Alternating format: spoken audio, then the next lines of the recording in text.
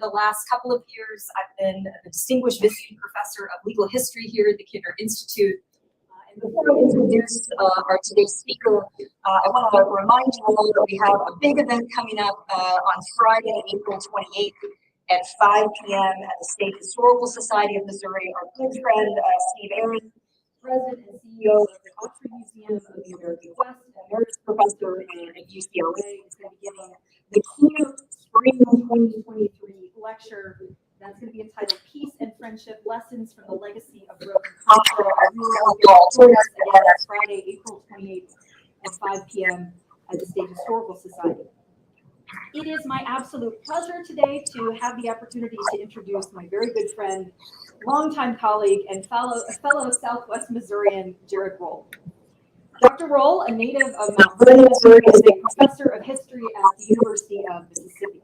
He's a historian of modern America, specializing in labor and working class histories of capitalism, with a particular interest in social movements and popular economic thought. He is the author of 2 books that each examine Missouri in its regional context. Most recently, he published Poor Man's Fortune, White Working Class Conservatism in American Metal Mining, 1850 to 1950. And a decade before that, he completed Spirit of Rebellion, Labor and Religion in the New Cotton South, which won the CLR James Award, the Herbert Gutman Prize, and the Missouri History Book Award. Roll is also the co-author with Eric Gelman of The Gospel of the Working Class, Labor, Southern Prophets in New Deal America, which also won the H.L. Mitchell Award from the Southern Historical Association. Before he arrived at the University of Mississippi, Dr. Roll earned a BA in history from Missouri Southern and his master's and doctoral degrees from Northwestern University. He then spent 7 years working at the University of Sussex in Brighton, England. Today, we'll be presenting on a new project that explores the Depression-era efforts of the Congress of Industrial Organization, the Federation of Affiliated North American Industrial Unions, that was formed in the 1930s to confront agriculture-specific labor law inequities that were built into the New Deal programs and legislation. I hope you'll join me in giving him a very warm welcome.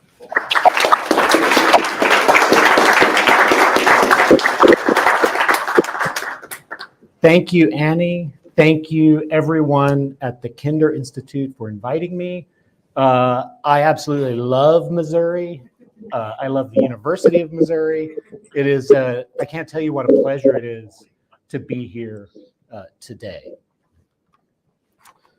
And there's a lot of Southwest Missouri energy with me and Annie in the same room, so we'll just be careful. Okay. In the summer of 1937, the Committee for Industrial Organization, a breakaway faction of the American Federation of Labor, chartered a new union to organize agricultural laborers. From Florida to Alaska, California to New Jersey, all agricultural laborers all across the United States. This union, United Cannery, Agricultural, Packing, and Allied Workers of America, UCAPAWA for short, had a ridiculous name, but a radical mission: to represent and empower the most impoverished and vulnerable workers in the Depression-era United States. These people, who were not landowning farmers, harvested and processed the nation's food, fiber, and tobacco. They represented the full diversity of the American working class: African Americans, Mexican Americans, Native and foreign-born whites, Japanese Americans, and Filipinos. Women performed a large share, and in some cases a majority, of these low-paying, difficult jobs. Some were American citizens, some were immigrants, some were subjects of American empire. No union at the time, or arguably since, attempted anything as audacious as what UCAPAWA tried to do. There were good reasons for this. Wage laborers in agricultural industries typically made unappealing subjects for labor unions. They were poorly and irregularly paid, and often migrated over long distances, never living in the same place for long. These realities, which the workers knew best themselves, made it extremely difficult for them to pay union dues or build stable union organizations. Worse, they usually lived and worked under repressive conditions imposed by powerful landowners and corporations, often aided by local police power. Black and Mexican workers and many Asian workers suffered under racial regimes of control that relegated them to second-class citizenship or worse. While the Jim Crow South was perhaps the most notorious example, similar regimes shaped the agricultural working class experience across the Western United States, particularly California. Finally, that's not the end. And infamously, the New Deal labor regime that proved so crucial in improving the lives of American workers, beginning with the National Labor Relations Act of 1935, excluded, and here I'm going to have to use a quotation mark, agricultural labor. Put that in quotation marks in your mind. This meant that all field workers, whether landowning farmers or farm laborers, were denied the new federal right to join a union, to collectively bargain with National Labor Relations Board protection, and to seek remedy from unfair labor practices. The 1935 Social Security Act also excluded agricultural laborers from disability, old age, and unemployment insurance. In 1938, the Fair Labor Standards Act, which created overtime, federal minimum wage, and a ban on child labor, followed suit, all excluding or exempting agricultural labor from coverage, from protection. Scholars have made this devil's bargain clear. The New Deal protected workers in most industries by accommodating agribusiness interests and segregationists, usually represented by the same people in Congress, to deny protections and rights to the people who needed those most, covering most workers at the expense of some workers. Yucca thus charged, as one CIO leader later put it, quote, where angels feared to tread, straight into the teeth of the nation's most hostile economic, social, and political forces, encumbered by deep inequities in the modern liberal state that would be felt for decades, some to this day. You might have surmised by now that the men and women who built Yucca were ideologically committed political actors. They were radicals, mostly communists, but also socialists and some Filipino nationalists. Their ultimate aim was to disrupt, perhaps demolish, capitalist agribusiness with its systems of cheap, disposable labor and the regimes of Jim and Juan Crow and American empire that underpinned it. Modest things. To make Yucca work, they set out to organize all agricultural laborers writ large, those who worked for wages in the fields and those who packed, processed, and canned what came from the fields. For Yucca the strategy was to build a stable base of union locals among these processing workers, who under the definition in the National Labor Relations Act were not classified as agricultural laborers. So thus, were eligible for federal collective bargaining rights. Right? So these locals of processing workers who are covered by the National Labor Relations Board would then build an organization, fund an organization that could organize field workers who are not covered by the Wagner Act, as it's known. Those with rights would help those without rights. In time, Yucca leaders hoped that the union could force open the benefits of the New Deal for those who had been excluded, to not only improve pay and working conditions, but also to expand American democracy, and thus radically transform American society. They believed it was possible. Donald Henderson, pictured here, the union's president, only president, declared in 1937 that the organization's founding purpose was to challenge, quote, the disgraceful and contemptible neglect and discrimination against agricultural workers in obvious places like the Jim Crow South, but also in the labor movement and the New Deal itself. Too many liberals were complicit, Henderson argued, willing to sacrifice agricultural workers in order to appease conservatives enough to win protections for factory and other workers. The New Deal was not only incomplete, Henderson argued, but it was based on a doomed premise that some workers could be advanced by sacrificing others deemed hopeless or beyond saving. Yucca leaders knew their aims were bold. Henderson called their mission, quote, political dynamite.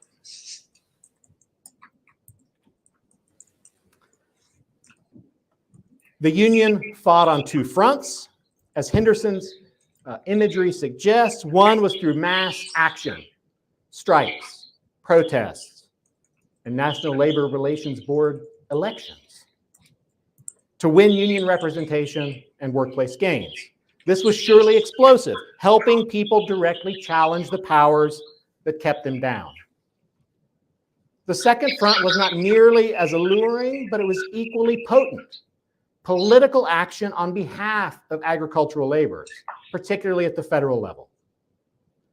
From 1938 to 1950, Yucca, and in 1944 changes its name to Food, Tobacco, Agricultural, and Allied Workers of America, FTA. So Yucca FTA is the same union. From 1938 to 1950, Yucca FTA led the political fight to stop or roll back the exclusion of agricultural laborers from the New Deal. It did this conventionally through political education and political mobilization of its members and allies, through labor's nonpartisan league, and later the CIO's Political Action Committee. I'm not going to focus on that today, in large part because most Yucca FTA members could not vote. Right? So there's limited utility to political mobilization of voters. But it also served, I would argue, as a direct representative of agricultural workers in the administrative agencies of the New Deal and in relation to Congress. This is my focus today. This is a map of all the local units of Yucca FTA in its history. So you get a sense of where it's established lasting organizational bases.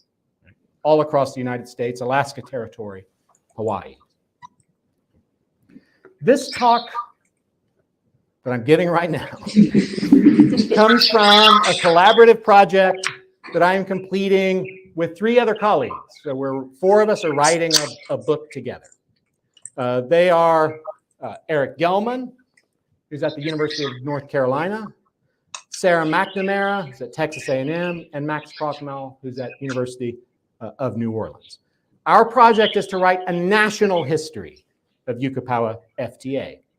This union has been the subject of several brilliant case studies, studies that look at Yucca FTA in local communities. Right? The 3 most prominent I list here. Vicki Ruiz, Bob Korstad, and Mike Honey. And they're focused typically on the radical grassroots organizing part of the story, right? How you build these local, these union locals, right? And what they do. We're examining the union as a whole to determine if the sum of its parts, if the sum of these local grassroots case studies adds up to something more. The union's national officers and representatives are a key but much neglected part of that larger story. They not only correctly diagnose the disastrous consequences of the relationship between the emerging New Deal and emerging agribusiness, often with analytical precision that prefigured much of the current historiography, right? Could almost be copied and pasted into today's journal articles, right? It's that sharp. But they fought against it. They not only diagnosed it, but they fought against it with surprising doggedness. In short, we argue that the national organization mattered as the force that articulated the common interests of grassroots actors and demands on power. So here, to use the terminology of labor historiography, we're turning to the subject of the old labor history, the institutions of unions, to try to synthesize and move forward the new labor histories that have looked at grassroots more fragmented stories, right? To bring those two back together. Yucca FTA attacked the undemocratic politics of the era by establishing standing within the administrative state and by using it to advocate for agricultural laborers, whether they had joined the union or not, with congressional allies and against congressional enemies.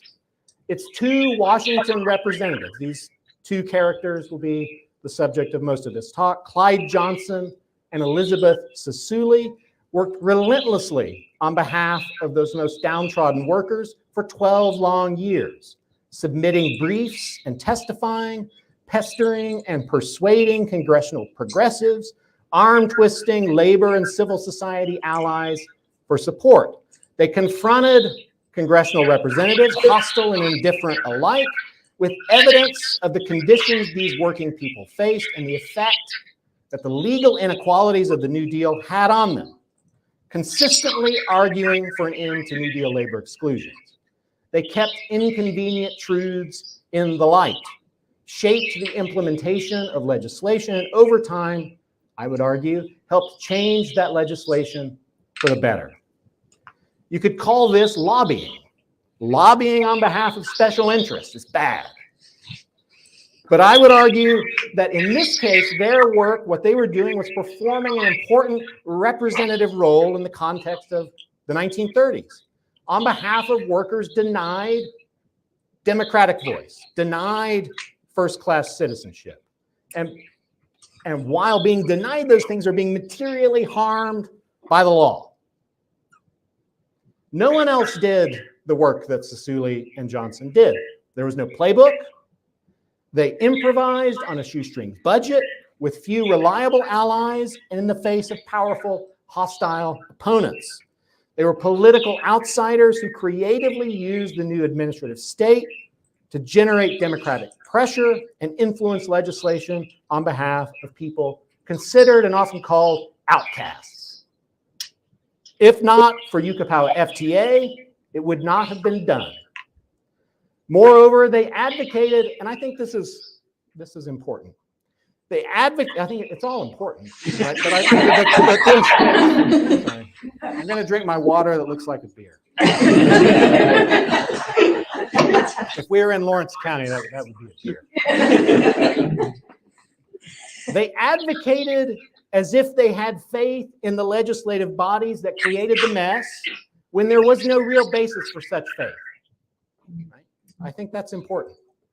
Their efforts would in time attract others and yield an agricultural labor movement that continues to this day.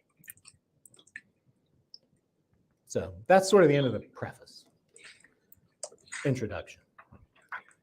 The new union, despite strong opposition, won significant victories in 1938, its first year of existence. Some through strikes, others through the representation machinery of the NLRB.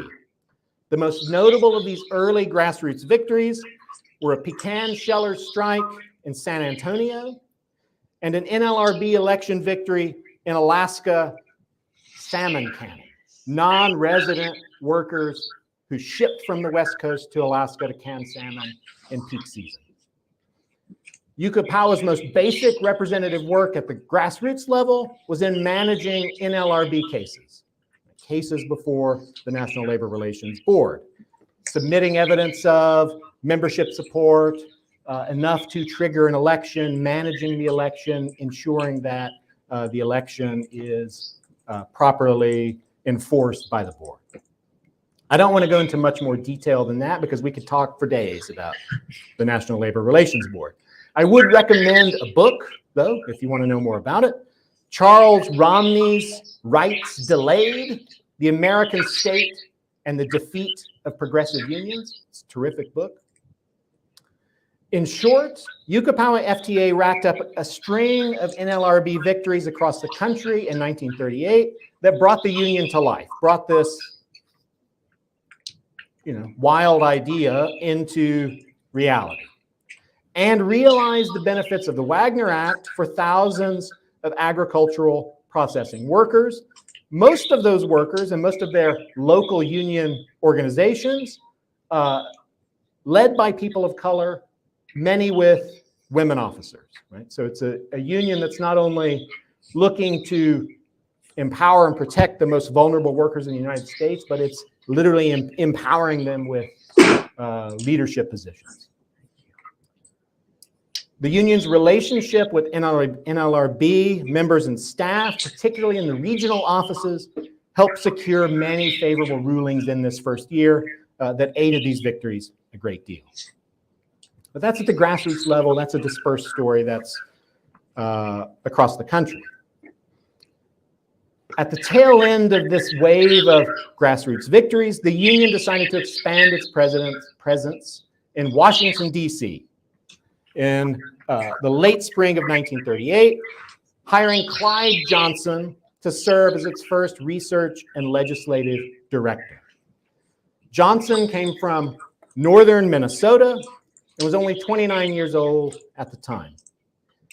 In the early 1930s, he had dropped out of junior college in Duluth, made his way to New York City to seek work, and then found himself back in college at City College. There, he joined a Communist Party group led by Donald Henderson, who was then a PhD student and economics lecturer at Columbia University. Student radicalism would soon get Johnson expelled from City College, and it would get Henderson fired from Columbia University. The administration said his contract was not renewed. Right? He said he was fired. After which, Johnson's expelled. He goes south as a Communist Party organizer, working with the Alabama Sharecroppers Union. It was hard, dangerous, low-paying work.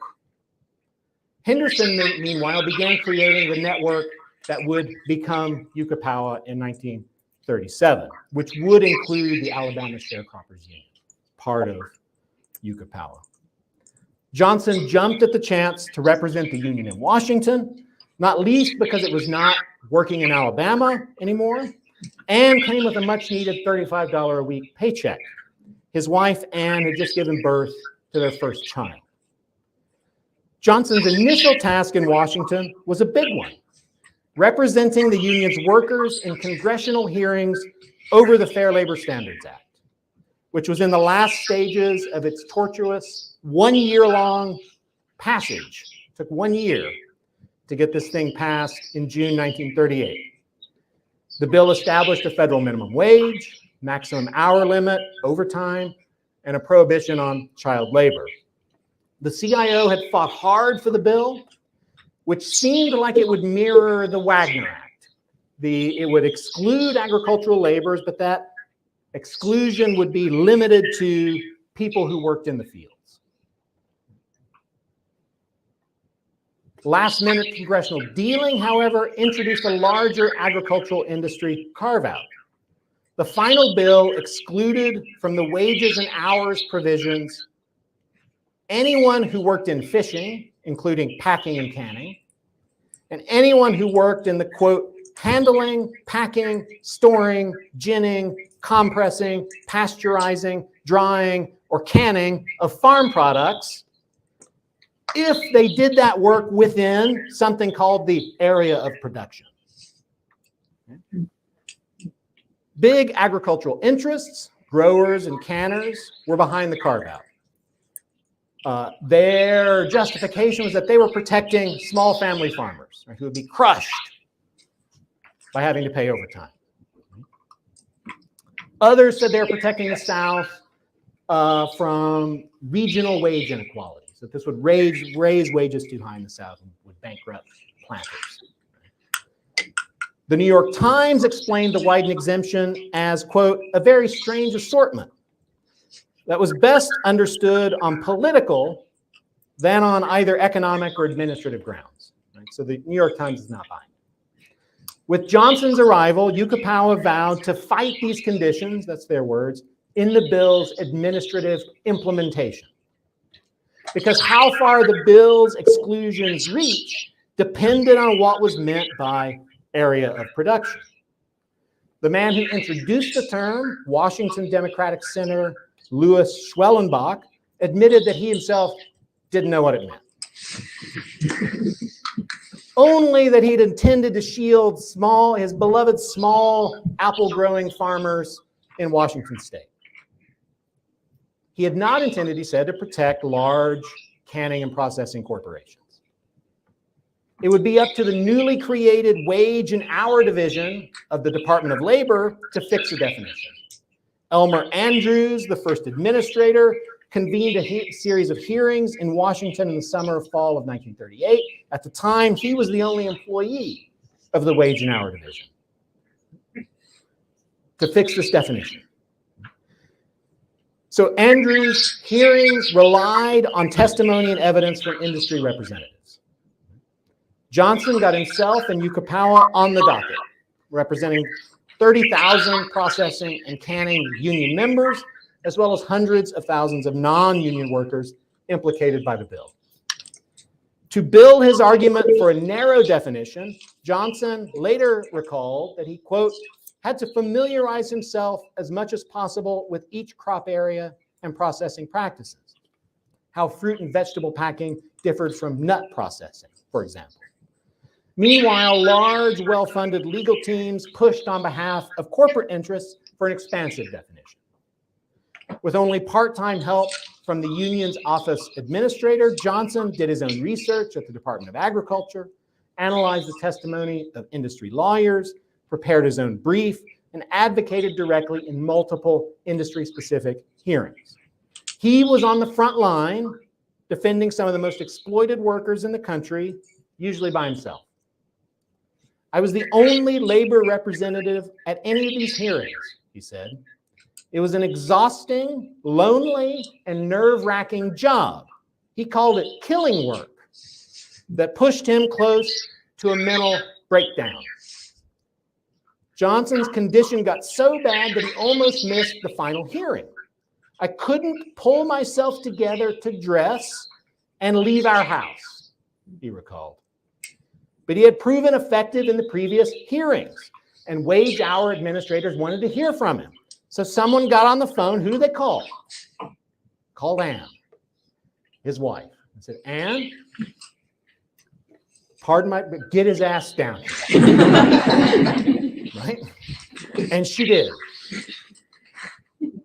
The result was a definition of area of production that limited exemptions to A, processing that occurred on a farm or involved only crops grown on that same farm, and B, processing that involved crops raised in the immediate locality of rural communities. It's a little clearer, but we're still a little fuzzy. Subsequent deliberations lasted into early 1939 to define immediate locality and rural community. Those deliberations narrowed the parameters to plants operating in the open country or in towns of fewer than 2,500 residents and no more than 10 miles from the point of harvest. I give you that, just give you a sense of how complicated and complex and confusing this legislation is and its implementation. This definition, though, was a lot narrower than what the industry lawyers have been pushing for. Johnson said the general result was good for workers. But 1938 was a consequential election year. A conservative coalition of Democrats and Republicans won effective control of the 76th Congress. In 1939, this coalition looked to weaken labor rights with proposed revisions to the Wagner and Labor Standards Acts already. Right? 1 year into passage, they're looking to rein it in. But this Congress was not completely anti-New Deal. Perhaps the biggest piece of domestic legislation aimed to expand Social Security coverage. The first hearings of the 76th Congress along these lines dealt with the Social Security amendments, which would ultimately expand coverage by creating dependent and survivor benefits. These are created in 1939, as well as by increasing benefit amounts. Yucca and Johnson thought this is a great moment to expand coverage for agricultural laborers. We're in the spirit of expansion. He testified twice before the House Committee on Ways and Means in March 1939. His main argument was for the inclusion of all farmers and farm laborers in line with this general spirit, this generosity. However, agricultural industry lobbyists were pushing to increase exclusions. Right? If you've opened the door, we're going to push for more exclusions, particularly targeting those who worked in the canning, processing, and packing of farm products. So Johnson found himself quickly playing defense. Conservative representatives grilled him, not on the merits of his argument, but on his own farming experience. Had he ever worked on a farm? Johnson argued that his personal experience didn't matter. He was representing people who had little voice in Congress. He said, they have no federal or state laws to protect them, and they are the people most exploited of anybody in the country. I don't think anybody could deny that, he declared. If anybody needs protection, have you ever worked on a farm? Minnesota Republican Harold Knudsen interrupted yet again. This is the way this testimony is. He building up and then, have you ever worked on a farm? This went on and on. Johnson slowly crumpled under this withering pressure, but it clearly hit a sore spot. Toward the end, Republican Daniel Reed of New York finally called Johnson's testimony, quote, absolutely worthless. It is an insult to this committee to have to sit here and listen to a man who has had no experience trying to tell us what to do with regard to this farm situation under Social Security. Reed's expertise? Excise lawyer and former college football coach. Cincinnati, Penn State, and Cornell. Industry lobbyists got their way. The 1939 Social Security Amendment adopted a broad definition of agricultural labor that excluded almost all workers in agricultural processing and packing. It went well beyond the area of production definition in the Fair Labor Standards Act. Overall, about 600,000 workers who were originally covered by Social Security in 1935 lost coverage in 1939. The hardest hit were those in fruit and vegetable packing. One critic of the bill said that the new exclusions made it nearly impossible for these workers, quote, to really enjoy economic liberty or exercise effectively their civil rights. That insecurities it created threatened, quote, our social and political institutions. This was not Clyde Johnson. This was A.J. Altmeyer, chairman of the Social Security Board. Right? But this amendment puts the definitional power in the legislation, not in the hands of administrative agencies. Right? So Altmeyer's hands are tied. In 1940, he called on Congress to reverse the exclusions and to expand Social Security to cover all agricultural laborers, repeating arguments Johnson had made in 1939. Yucca and the CIO had more success stopping challenges to the Wagner Act and the Fair Labor Standards Act. The enemies of labor standards had attacked too quickly. The administrative rules defined at the beginning of the year were unclear, still too confusing. Corporations didn't know if they actually benefited under them or maybe would benefit more if they were gone away. And so that bill died. John L. Lewis, who's president of the CIO, himself testified against the Fair Labor Standards Amendment. This is the CIO's first major show of political support for Yucca, right, coming out to bat for Yucca. By the summer of 1939, however, Johnson had had enough of Washington. He asked for a reassignment.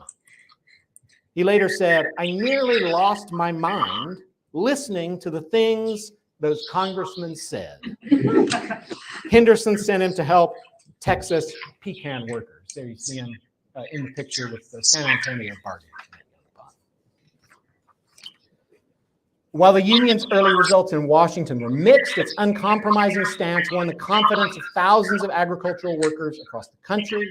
Membership numbers, NLRB victories, and union contracts all increased, especially in the industries targeted by Congress. People responded to someone fighting for it. In the early 1940s, Yucca Local 78, which covered fruit and vegetable packers in California and Arizona, surged to more than 10,000 members. and negotiated more than 200 union contracts that improved pay and working conditions for these migrant workers known as fruit tramps. It was the union's largest local and one of the largest union locals in the United States at the time, 10,000 people. Yucapao went without a full-time legislative representative until October 1942, when it opened a Washington office. The union chose Elizabeth Sisuli to run it. She was born in 1911 in Chicago to Russian Jewish parents.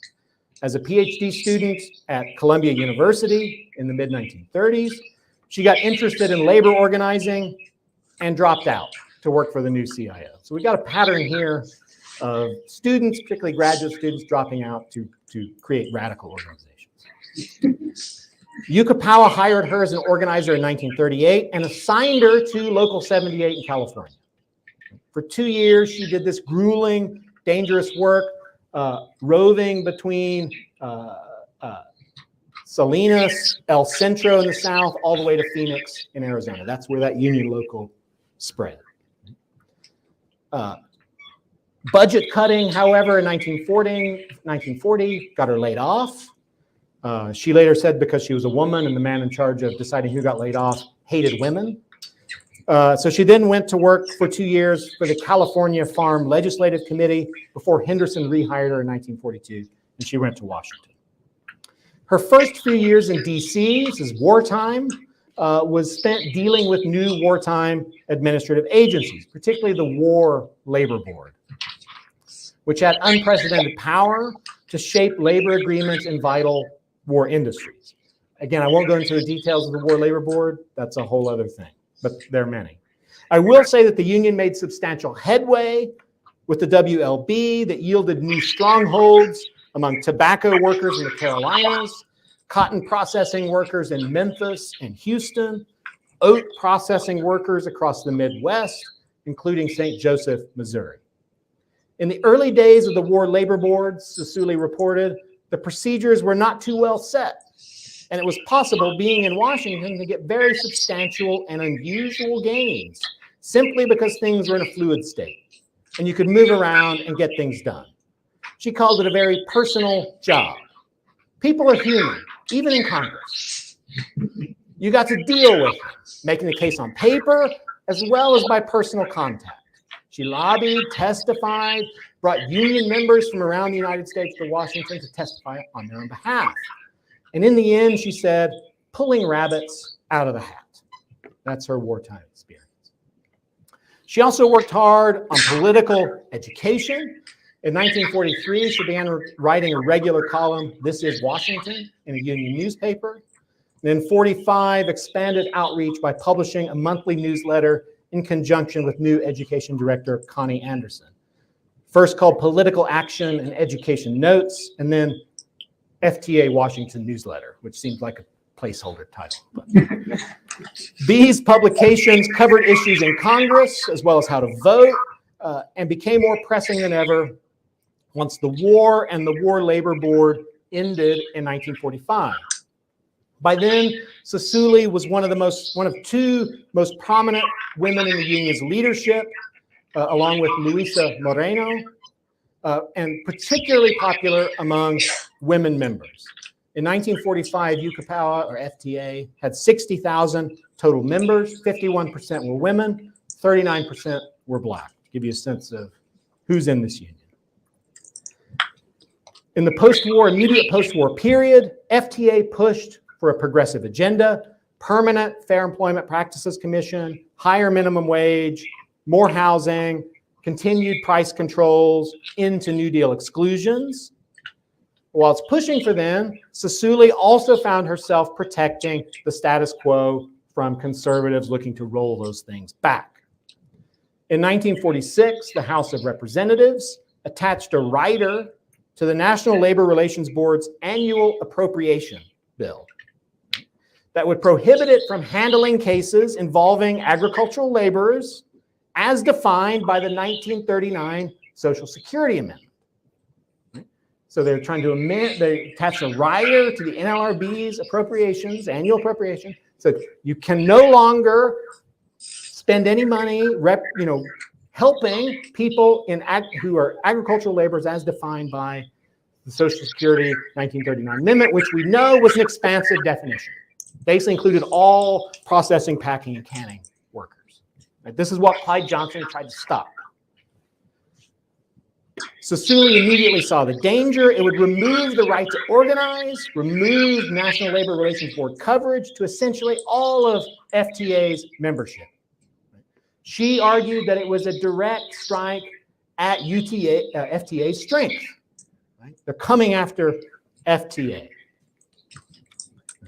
Whether or not this rider became law would mean FTA's life or death.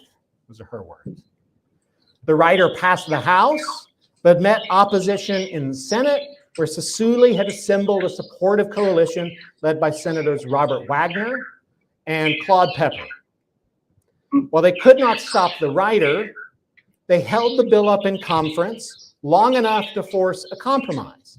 The final bill dropped the Social Security definition of agricultural labor in favor of the definition in the Fair Labor Standards Act. This was substantially the same area of production definition that Clyde Johnson had helped win in 1938. Although the Supreme Court modifies it in 1944, tries to make it clearer, but actually makes it more complicated. Anti-labor conservatives such as Robert Taft and Missouri's Forrest Donnell joined with progressives like Wagner and Pepper to defeat the House version. Basically, what's happening here is neither side wants to defund the National Labor Relations Board, hold up the appropriation bill, while we're heading into a reconversion of a wartime economy to peacetime. That is a recipe for disaster. So it's less a victory for FTA than it is dodging disaster. That disaster followed, however, in 1947 when Republicans, who had won majorities in the House and the Senate in 1946, passed the Taft-Hartley Amendment to the Wagner Act, which placed a raft of restrictions on labor unions, opened the door for right-to-work laws, and required all union officers to sign affidavits confirming that they were not members of the Communist Party. The last of these caused the biggest problem for FTA because all of its officers, including Sassuli, it seemed, were members of the Communist Party.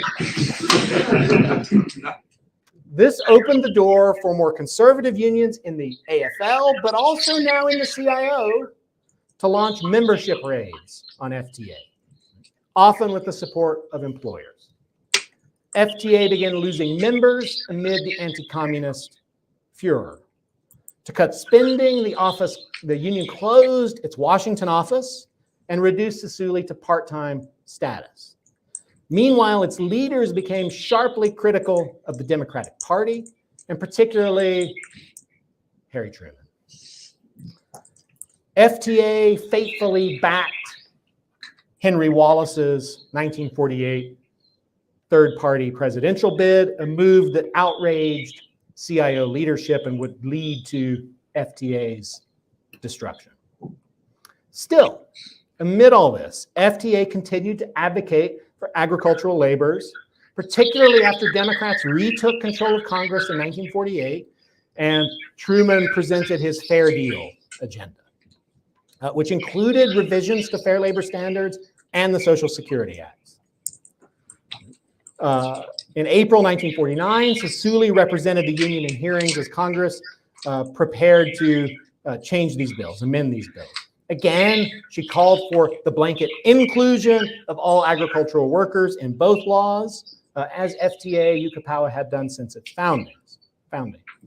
In the labor standards hearing, Sassuli attacked the area of production distinction itself, demonstrating with really razor-sharp, dazzling analysis how capricious and unworkable the rule was. The current law imposed two completely different standards on people who did the same work in the same industry, often for the same companies.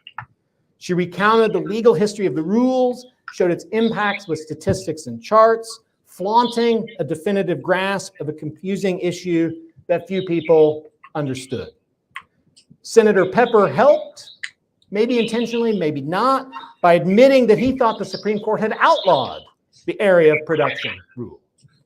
Sassuli corrected him, "No, I'm sorry, Senator, but no, it's not true. The Supreme Court just made it more confusing." in the process driving home her point about the ridiculous complexity of this all. That would, everybody's life would be simpler if we could just remove these exemptions.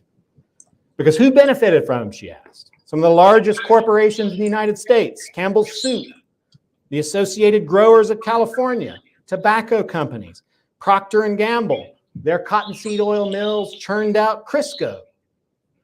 They hid their interests under the smokescreen, she said, of protecting family farmers. Who was harmed? Migrant workers denied minimum wages and overtime. To give these people more voice in the hearing, she lodged a petition, had it with her, with the signatures of more than 1,200 Local 78 workers asking for inclusion. Perhaps Sully's best argument stemmed from FTA's own collective bargaining history. The union's contracts had rescued thousands of packing and processing workers from the labor standards exclusions with higher base and overtime pay.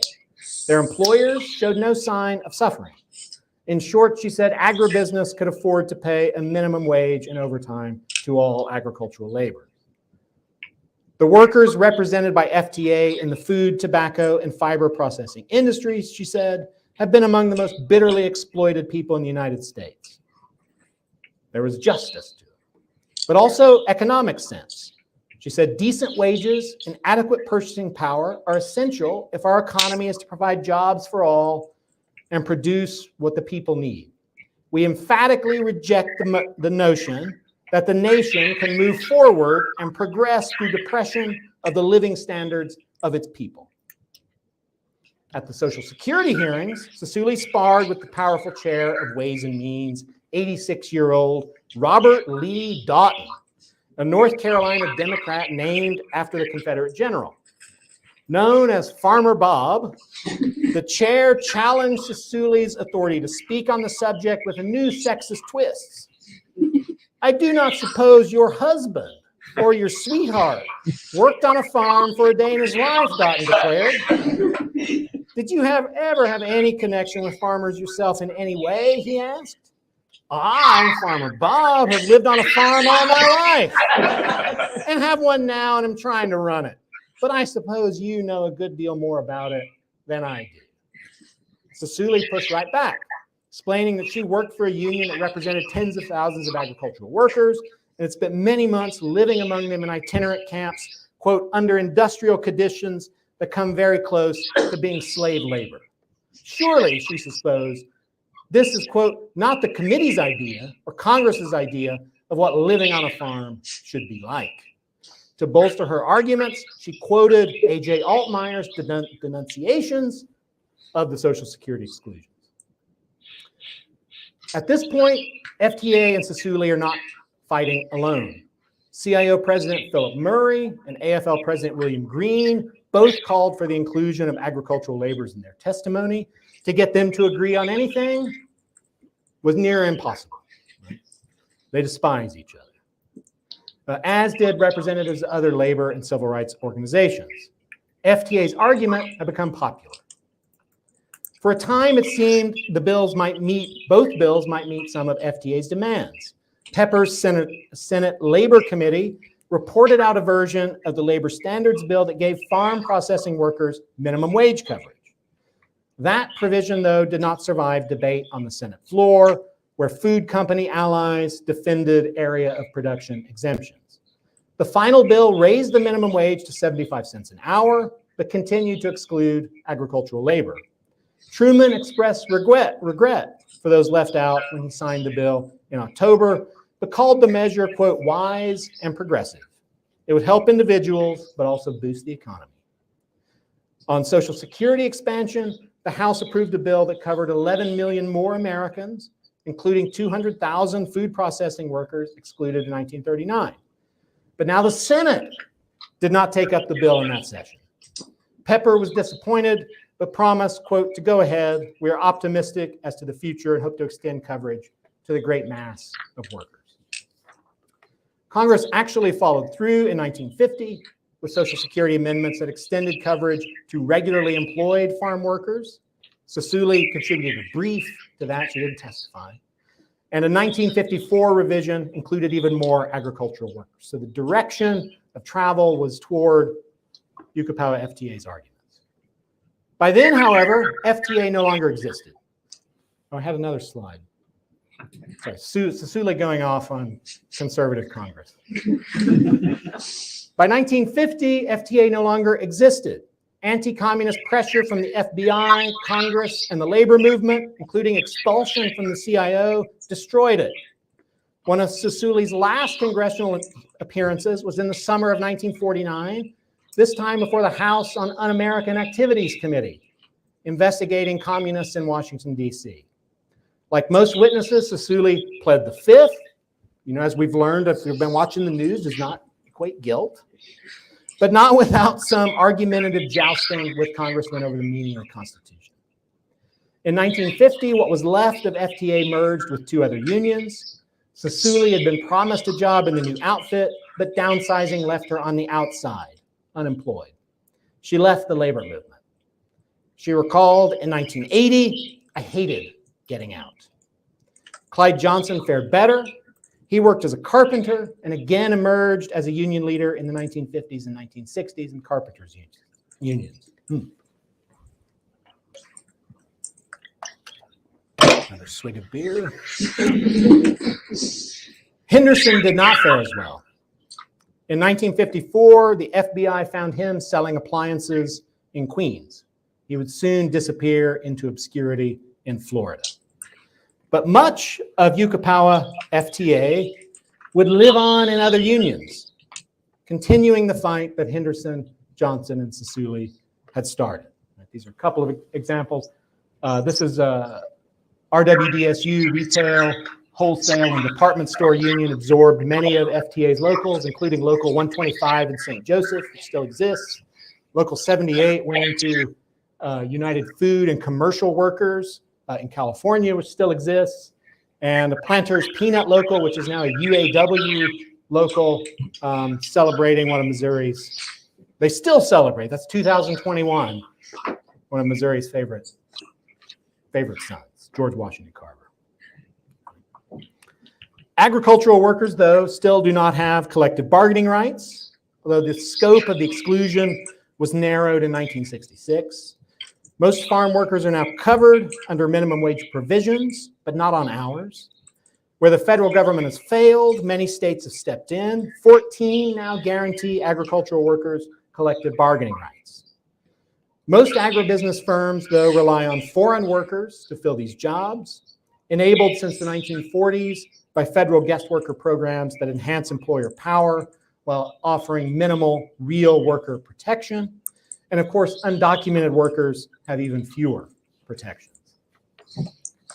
To conclude, there's a pessimistic school of thought about the New Deal. Its promise disfigured by the Southern legislative cage.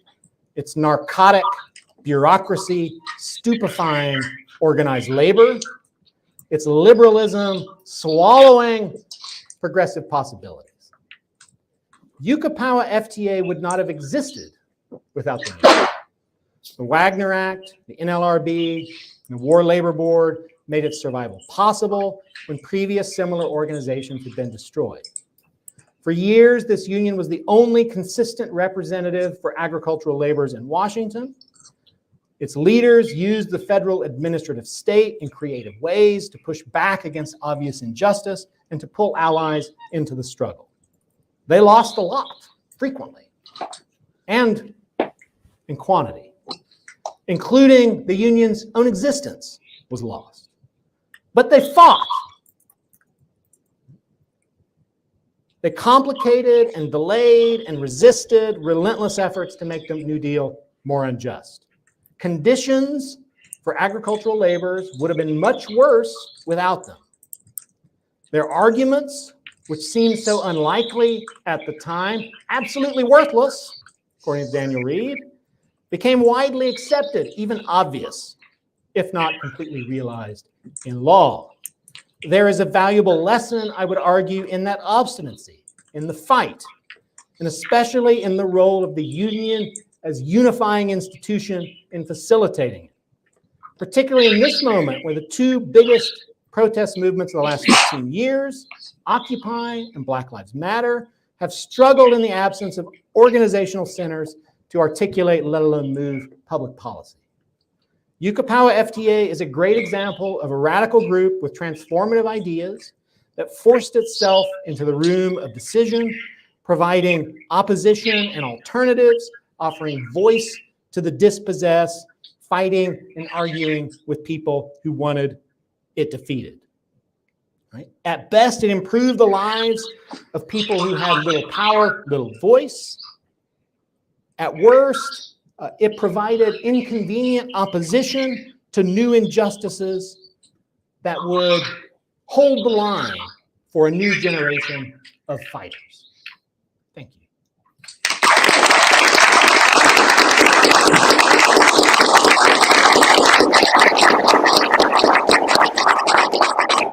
We have plenty of time for questions. And I believe it's a Career Institute policy that graduate students read first. Thanks for the talk, Dr. Roll. Yeah. It's kind of great to know. You mentioned the crafting and role in membership, right? Like the AFL and as well. What was was there any craft union presence in Washington, like kind of combating against kind of industrial organizations there too? Mm-hmm. Was there any kind of presence among like AFL or anything like that in Washington? Or was it just committed to like the ground?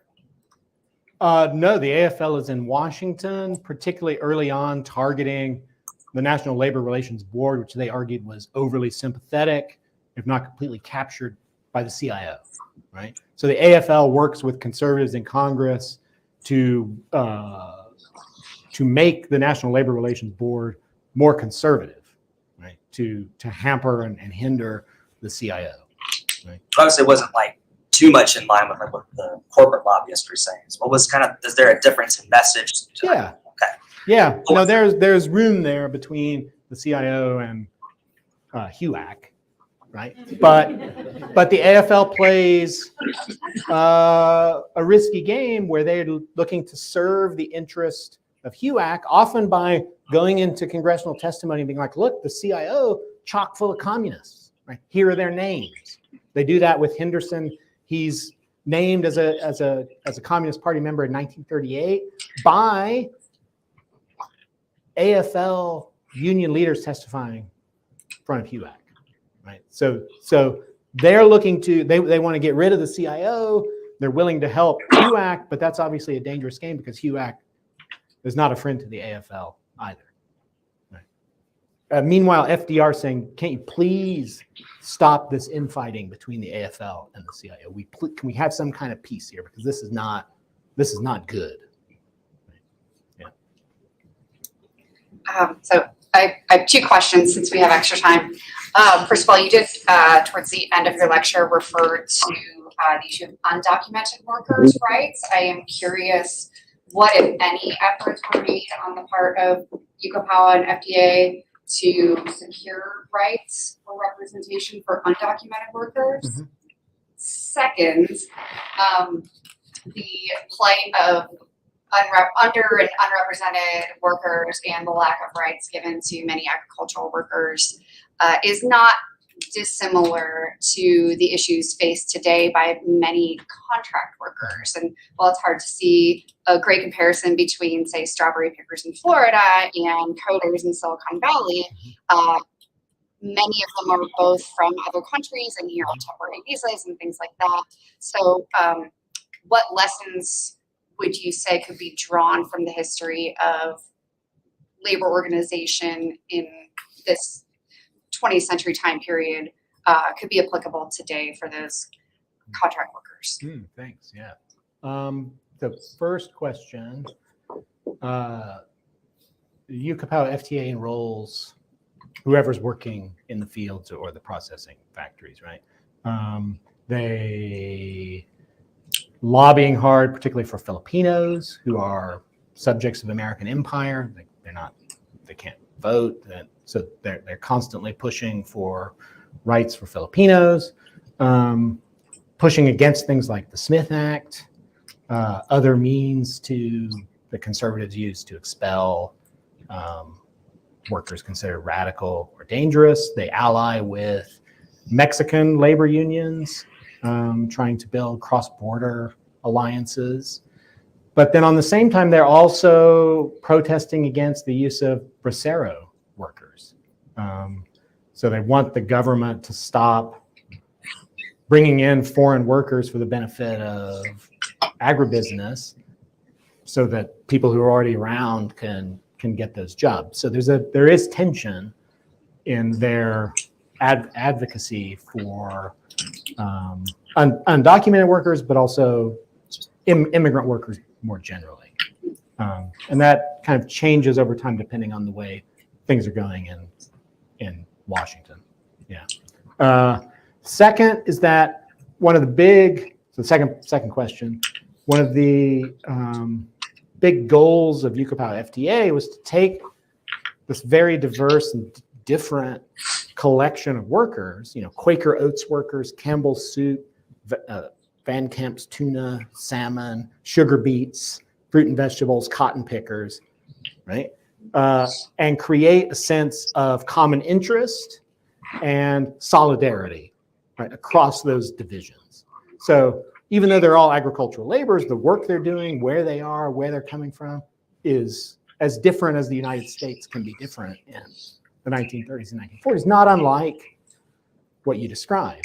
So they work very hard to create a culture of identity within the union that breaks down those barriers, particularly on racial and ethnic lines. Like, for instance, in Alaska salmon, disagreements between Japanese Americans and Filipino Americans are very potent, right?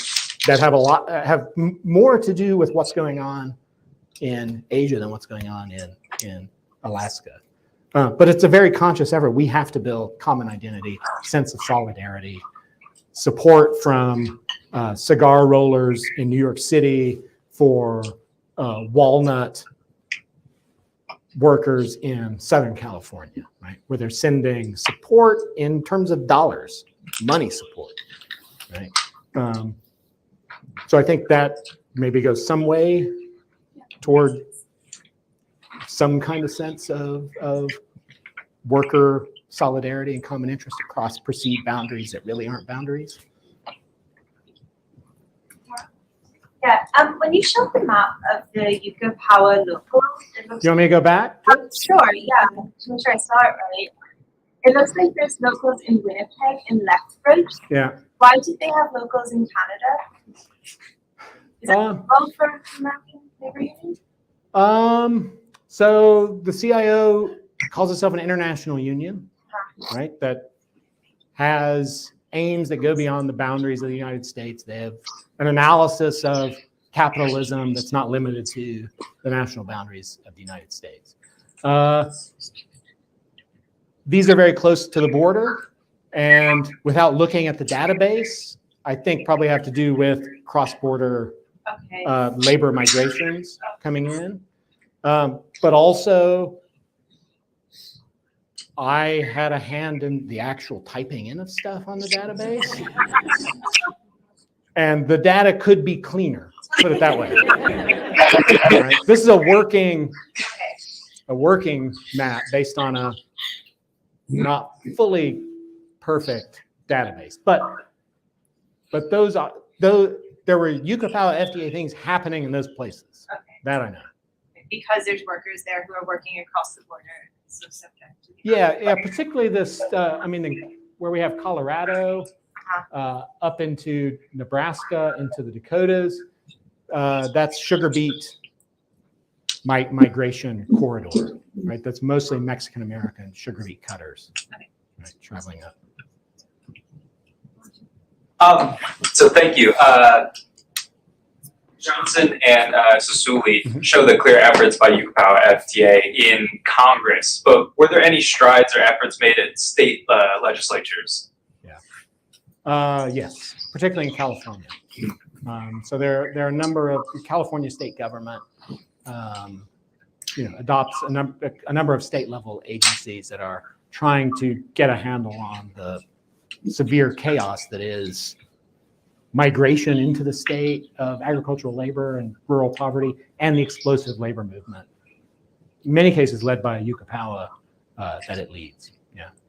So in the Deborah Weber's book, White Gold, I think, it's about California. Will give you the California story and the state level stories. One of the tensions of doing a national history is feeling the need to master the backstory of every point on this map, while also stepping back to be able to give a broad, coherent, less than 1,000 page account of what it all adds up to, right? So I'll admit in my work, I haven't focused as much on the specifics of state level work as I have on the national level, but they are doing that, particularly in states where there's opportunity. Yeah, especially with the prominence of the National Labor Relations Board, like that being the central entity that, those big governmental things that can make definitions. I was just curious if they did try to attempt state legislature. Yeah, so in Missouri, the 1939 sharecroppers roadside demonstration in the Boot Heel is a Yucca event. That involves negotiations with the governor of Missouri and the federal government, the Farm Security Administration, looking to get rural housing built for former sharecroppers, casual wage laborers in cotton. So that's just a Missouri example. There's a lot more in California, also in Washington State. There's more scope. Is the sky blue dot in the middle of Missouri that the Jeff City? To answer his question, is that somebody lobbying to just? I think that's an unidentified locale in Missouri that gets put, the mapping software puts that right in the middle. Puts it in stick. Yeah. If there had been a Jefferson City angle, a central Missouri angle, it would have been in there. I gave you St. Joe. Jarod, we're just asking you to be your own Clay Johnson and figure out. Yeah, exactly. Tell us every dot on the map. Run around in boiling hot June 1938, Washington, D.C., trying to figure out all of American agribusiness. Yeah. Hi, you mentioned a bit about the New York Times pointing out there's like a political element to it, and you've obviously mentioned that it was like 39% Black, a lot of Filipinos and Japanese workers. And I was just wondering if there was like an explicit racial element acknowledged in the Conservative opposition, or whether it was kind of not actually explicit or pointed out or noted in any way. Yeah, very much noted, using race to argue that this is evidence of communist domination, because African Americans, Mexican workers don't have sophisticated enough understanding of their lives to be able to mobilize this kind of challenge. Somebody has to be feeding them this information.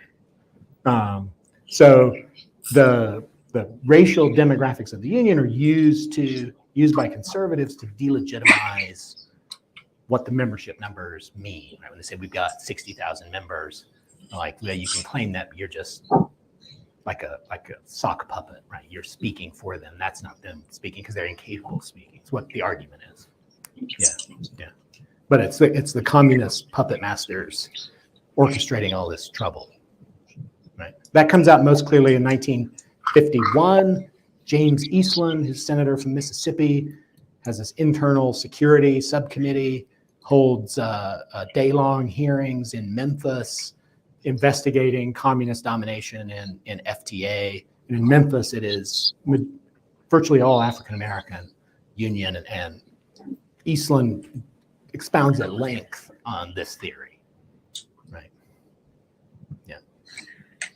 Thanks for your talk. And it can be really hard to make congressional hearings interesting. Like, I'm just in great admiration of how animated that presentation was. It's hard to do. I'm trying to do it. My question is maybe a little bit more of a meta question. That you started at the beginning by saying that this is a project with 4 co-authors. It's pretty unusual for historians to do anything like that. So could you just, you don't need to belabor this, because it's probably not what everyone else is interested in, because the content is so interesting. But could you just say a little bit about how that works, how you're dividing up the project, how you're working together? Yeah, so it started in discussions and kind of collective research, pooling individual expertise, filling in the gaps. We've got this epic Dropbox that has it's like a Yucapao FTA archive, because one of the problems with Yucapao FTA is when it's expelled from the CIO, all of its national office files are conveniently lost in the flood, right? So there is no central Yucapao FTA archival collection anywhere. It's at the state level. It's in individual people's papers, Clyde Johnson's papers. So part of what we've been doing is reconstructing Yucapao FTA archive. The pandemic was kind of great for that because I could just sit around and like search obscure library collection web pages to try to find this stuff, and there was a lot of differences anyway. So building that archive, and then in discussions and outlining a national narrative, and then we've split up the writing, each taking a different chapter, and then in the process of editing and bringing coherence to argument and analysis, which is kind of really hard to do overall, and keep it consistent and sensible within any particular paragraph, is a very hard thing to do. We do have a full draft that's about 150,000 words. And it's not done yet. But I like to think that the 4-person co-author project in some way mirrors the audacious, perhaps impossible spirit of what Yucapao tried to do. Right. Yeah. Excellent for a project. I'm obviously going to, in my own work, bat around your ideas. Definitely going to reshape how I think about meatpacking workers and their solid and strong union that seems so dominant in food production.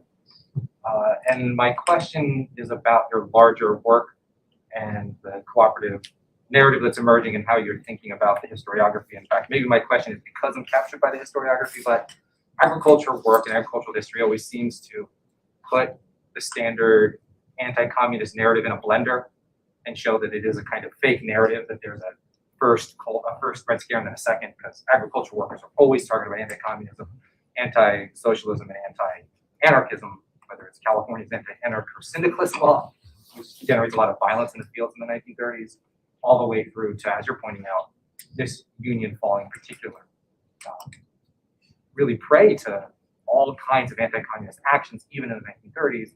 And does your project then in any way really grapple with anti-communism as a subject matter within this work, or is it just, this is what the opponents are saying, they're just using, Red Scare tactics mixed with race baiting and sexism to kind of like just keep thinking. Can I tag on to that? Yeah. Just, you should also articulate what the communism connection actually means. I'd just be curious about that. We only hear about this kind of thing in the context of these McCarthyite, anti-McCarthyite, HUAC, anti-HUAC type debates. Yeah. And of course, as you point out, the basic accusation, of course, is absolutely true. Yes. That they actually were 100%. 100% members of the Communist Party all the way through. So what does that do? Do for them? Strategic ideology. Do Chris' question first? I didn't know that. Just since we're on the communist. It's a great question, and I'm going to answer it speaking for myself, because this is an area where I don't think the 4 co-authors, I don't think we've agreed on an analysis.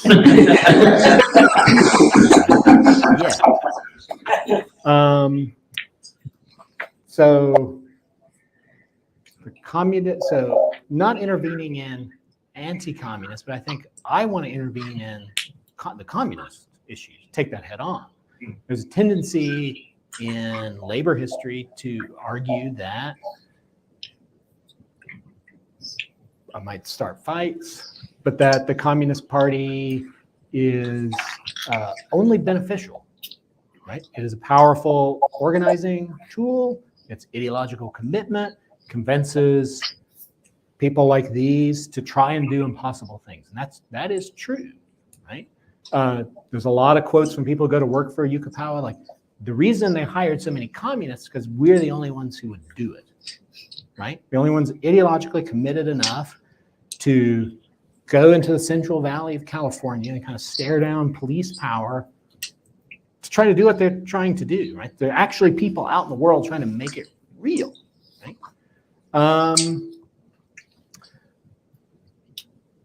But I would argue that the role of the Communist Party in Yucapao FTA changes over time, and that particularly after the war, does take on a destructive element, particularly in support for Henry Wallace's 1948 presidential bid, which comes straight out of CPUSA directive. Right?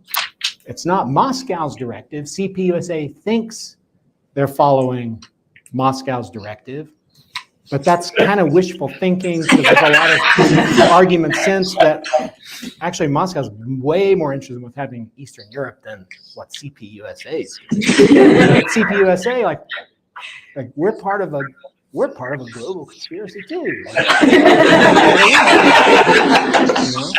know?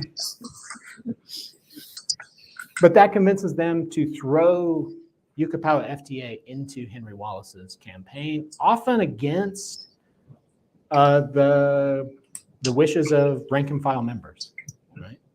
So they do things like set quotas for regional directors, organizers.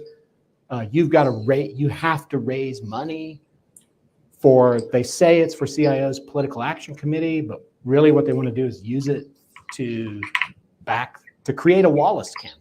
So Henderson is on Wallace's National Labor Advisory Committee, right? He's at the forefront of the Wallace campaign. By the time you get to early 1948, the Union newspaper just becomes a complete Wallace for president campaign vehicle, right? It dominates everything. And at the same time is handing over so much power to conservative opponents of the communists within the CIO. So people like Walter Reuther, who hates communists, right? Reuther is able to use the backing for Wallace to go to Phil Murray, who's the president of the CIO after John L. Lewis. And Murray's all while trying to hold together the left and right flanks. Like, this is stronger together, right? As they go in for Wallace, that creates a breach that Reuther ruthlessly exploits and turns Murray against the communist-led unions. There are 10 other communist-led unions in the CIO to back Henry Wallace. And the Wallace campaign is powerful to people. It's a peace campaign. It's a campaign for civil rights, campaign for women's rights, things that in the 1960s are going to be mass popular causes. But that's not clear in 1948 that the 1960s are coming. And in 1948, it was an extreme long shot. Right? Wallace gets a minuscule vote, right, and loses. But so much damage is created in the CIO that. So I would argue this is where. So the analysis of the Communist Party's role is not this or that, but it's from this to that. I think there's change over time in Communist Party role. We know this because somebody wiretapped a hotel room in Philadelphia in January 1947, where a meeting was being held between Communist Party leaders and the entire leadership of FTA. And basically the Communist Party people are there to give marching orders on the eve of FTA's 1947 convention. Like, here's what you need to do. Here's the line you need to take. Here's what you need to pass. Here's what you need to do. This is wiretapped. There are notes of the wiretap in Walter Reuther's papers in Detroit.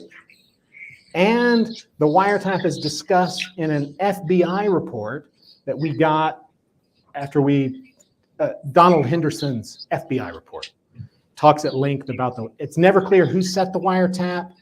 They replayed the recording so much that they scratched it, trying to transcribe it.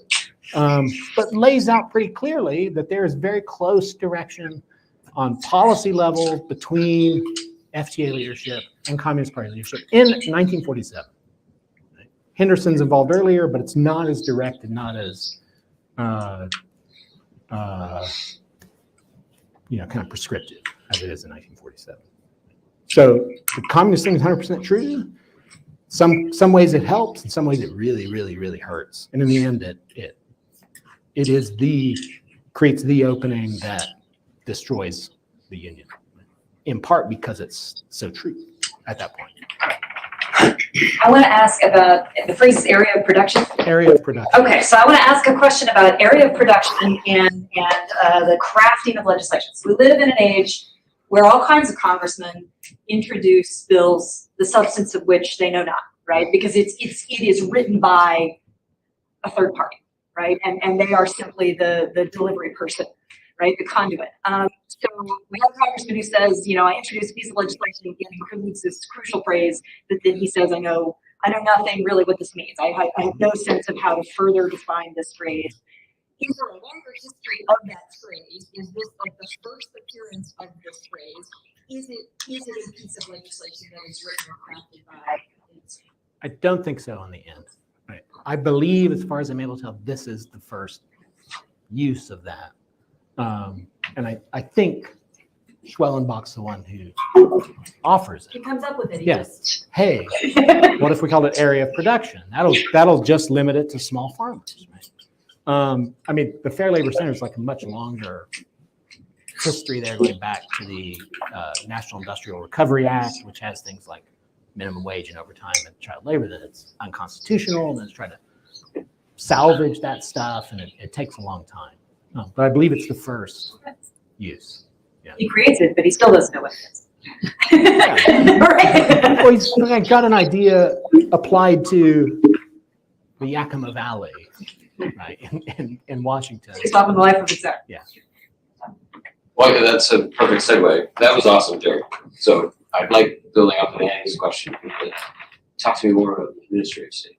Okay. An interesting element here, it seems, is Johnson's great initial success, maybe his most important success, comes not in lobbying Congress, but in influencing the implementation of the legislation in the administrative agency. Yeah.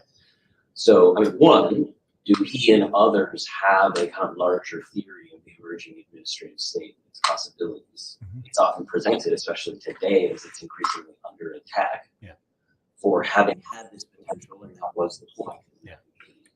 But also, if the New Deal's limitations are built of these sort of compromises that many members of the New Deal don't want to make, are they delighted? Was it in fact intended? Was it the hope of, if not FDR, then more liberal members in Congress to see Johnson having success in the administrative agency precisely because their hope was that compromises that hadn't made in Congress could be undermined, neutralized through administrative implementation. Of course, am I to take it that the 1938-39 rewriting of the legislation was a direct response to what the administrative state has done? But are conservative members of the New Deal not just concerned about what this administrative agency can do with the area of production, but also what it can do more generally to basically change the meaning of legislation in the most nefarious phrasing of it, or how does that all work out? Yeah. Well, you take me into an area that's not of my expertise. Thank you, John. I'll go back to the first. There are two questions there. The first question, do they have a theory of the administrative state? I don't know if I'd call it a theory, but they quickly identify the way it can be useful, right? Johnson does that, happens at a regional level with the labor board, happens more with the wage labor board, happens at the state level in California, right? Doing that through what Johnson does, where he's able actually to get into hearings and offer evidence and rebut industry evidence and actively shape things, but also doing it to increase political pressure, democratic pressure, expose the injustice in a very targeted way that targets administrative agencies. So there's a Social Security Board representative at UCAP's founding convention who basically apologizes that the law is so bad, right? Which I think that somebody thinks to get this guy here to Denver, right? To stand up and see and look out. The union at its founding is much more diverse than that first picture of the officers, right? But to stand there with him and look out and feel the heat a little bit, right? Establishes the argument, establishes the critique, and puts a little bit of energy behind it. But I think we see come out in like Altmaier's, like, I wish that you guys would fix this stupid law because it's driving us nuts, right? Do conservatives in Congress? Well, like Johnson gets a better piece of legislation because of how the agency cashes out the definition. Yeah. So are there liberal New Dealers? This is great. We made all these compromises in Congress. Oh. Then we send it over to the administrative state. Right. And what we get out is a pure New Deal that's not as hijacked by the Democrats. I don't think so. Okay. I don't think that's happening. And I would use maybe Henry Wallace, who's Secretary of Agriculture in the 1930s. When he comes up, Henry Wallace comes back again. Henry Wallace is actually the first one that calls what UCAPOW FTA is trying to do political dynamite in a bad way. Okay. And Henderson then uses that to say, sure, it's political dynamite and we got you. So I'm not sure they're thrilled with what UCAPOW FTA is doing. Even like a lot of the time, CIO leadership's not thrilled with what they're doing. There's a fear, and the CIO is obsessed with landowning farmers.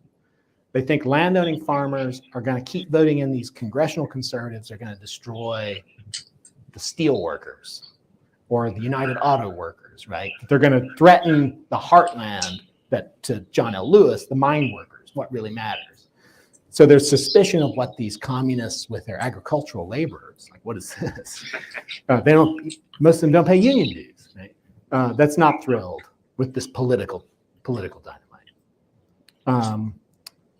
But I think that the Social Security, the definition of agricultural labor and Social Security is more clearly defined in the actual legislation and not left to administrative working out, is a reflection of what happens with Fair Labor Standards Act, right? Which is why when they go to the writer in 1946, they want that Social Security amendment because it's a statute, right? It's locked down.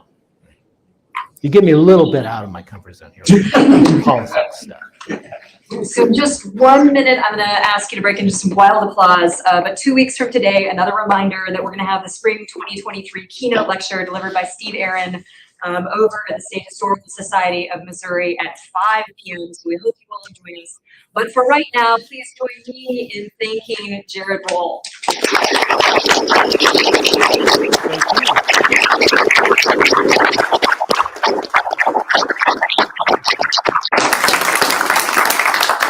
Thank you so much for coming on this beautiful day. Now let's have some drinks. Yeah. Some actual. I want to